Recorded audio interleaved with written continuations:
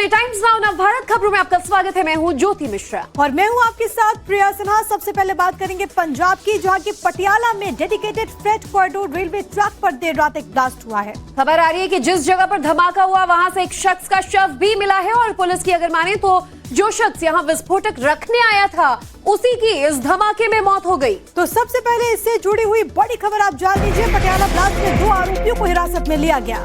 बड़ी खबर आ रही है, 2:30 बजे पटियाला एसएसपी एक प्रेस कॉन्फ्रेंस करने वाले हैं और ब्लास्ट में मारे गए शख्स की जानकारी दी जाएगी। मृतक का नाम जगरूप सिंह के तौर पर बताया जा रहा है। तरन का रहने वाला जगरूप सिंह था। जो जानकारी सामने आई है कि घटनास्थल पर जो फोन मिला उसके जरिए मृतक की पहचान की गई है। तो देखिए, धमाके के दौरान इस व्यक्ति के शरीर का ज्यादातर हिस्सा तो ब्लास्ट के साथ उड़ गया, लेकिन उसका पेट और सीना, जो शरीर का जो हिस्सा है, कुछ धड़ा जो बचा था, इससे उसकी पहचान की गई। लेकिन इस दौरान उसका मोबाइल फोन बचा हुआ साइड में बरामद हुआ और इन तस्वीरों में भी आप देख पाएंगे कि जांच में क्या कुछ बरामद हुआ। और इसी फोन के आधार पर उस शख्स की पहचान की गई, क्योंकि काफी चुनौतीपूर्ण था उसे पहचानना, लेकिन फोन के आधार पर उसकी शिनाख्त की गई।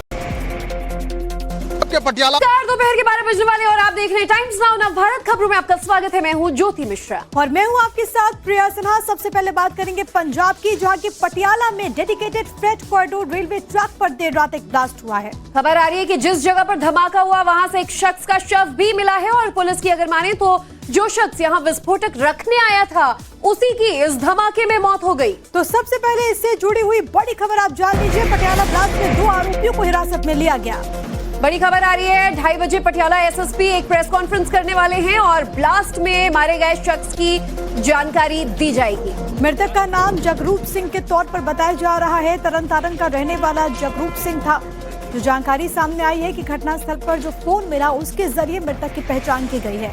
तो देखिए, धमाके के दौरान इस व्यक्ति के शरीर का ज्यादातर हिस्सा तो ब्लास्ट के साथ उड़ गया, लेकिन उसका पेट और सीना, जो शरीर का जो हिस्सा है, कुछ धड़ा जो बचा था, इससे उसकी पहचान की गई। लेकिन इस दौरान उसका मोबाइल फोन बचा हुआ साइड में बरामद हुआ और इन तस्वीरों में भी आप देख पाएंगे कि जांच में क्या कुछ बरामद हुआ। और इसी फोन के आधार पर उस शख्स की पहचान की गई, क्योंकि काफी चुनौतीपूर्ण था उसे पहचानना, लेकिन फोन के आधार पर उसकी शिनाख्त की गई।